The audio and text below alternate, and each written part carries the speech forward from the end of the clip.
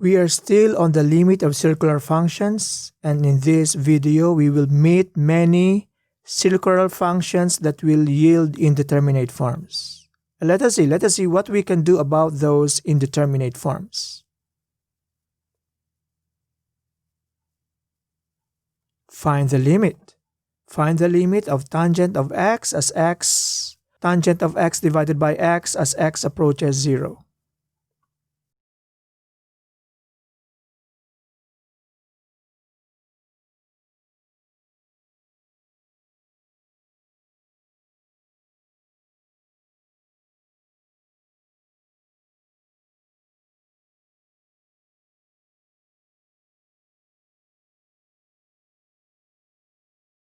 Tangent of 0 is 0.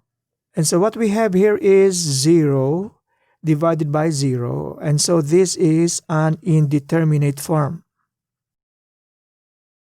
You know, before you can apply whatever techniques that you have in mind to resolve indeterminate forms, you must first show that the limit of your function as x approaches 0 is indeterminate.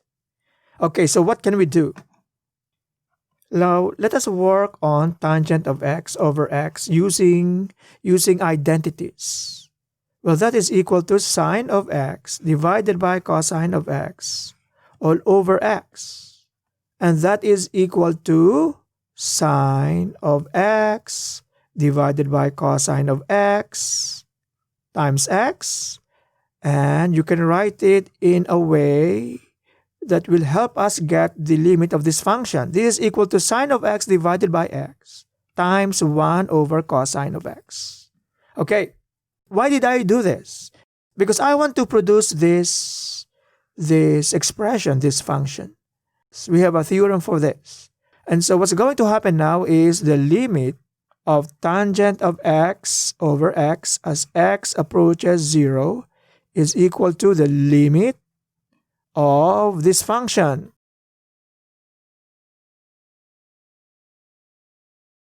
So this is equal to limit of sine of x over x times the limit of 1 over cosine of x as x approaches 0. Okay, so we have a theorem for this.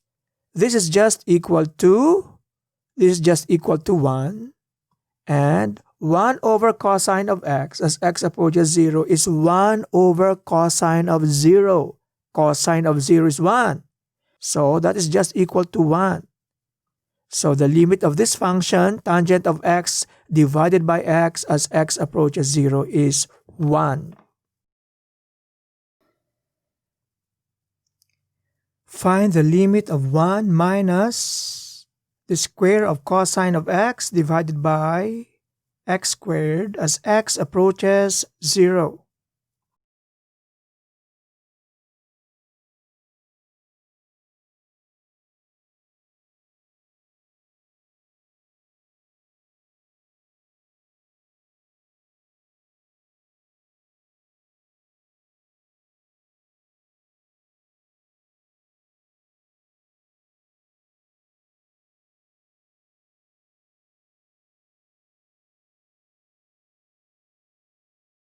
Now, what is the square of cosine of 0? That is just equal to 1. So this is 1 minus 1 divided by 0, and that is 0 over 0. So this is an indeterminate form.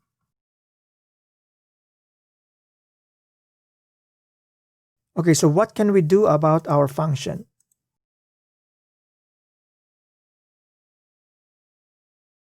You know, 1 minus the square of cosine of x. You have an identity for that will help you find what that is equal to. And this is the identity. This is your Pythagorean identity. The square of sine plus the square of cosine is equal to 1. And so what this means is the square of sine of theta is equal to 1 minus the square of cosine of theta. And so we can use this in this function.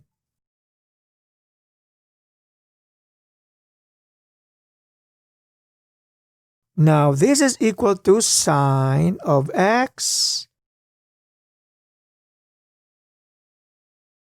And we can even separate this into two so that you can see how our theorem on the limit of sine will apply to this. Okay, so the limit now of our function 1 minus as x approaches 0 can be written as the limit of sine of x divided by x times sine of x divided by x as x approaches 0. And so we will apply the limit of this as x approaches 0 and the limit of this also as x approaches 0. And we know that to be equal to 1. So this is just equal to 1 times 1. That's 1.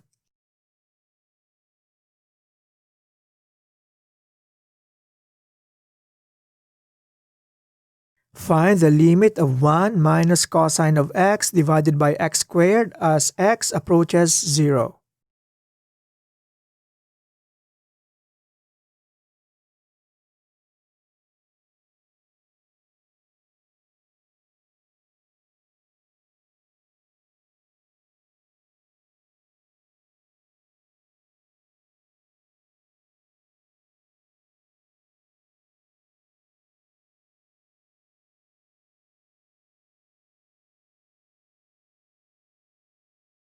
Cosine of 0 is 1. And so 1 minus 1 is 0. So this is 0 over 0. This is an indeterminate form.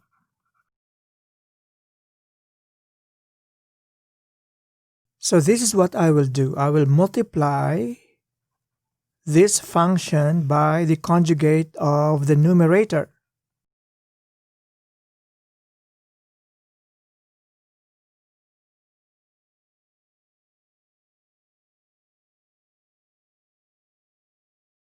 And so 1 minus cosine of x times 1 plus cosine of x, that is equal to 1 minus the square of cosine of x.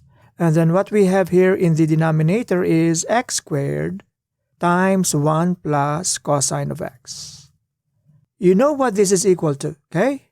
That is equal to the square of sine of x.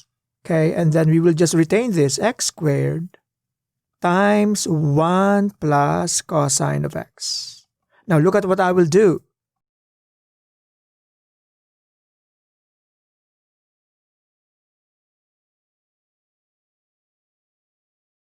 Okay, look at this. Sine of x over x times sine of x over x times 1 over 1 plus cosine of x. So the limit of 1 minus cosine of x divided by x squared as x approaches 0 is equal to the limit of sine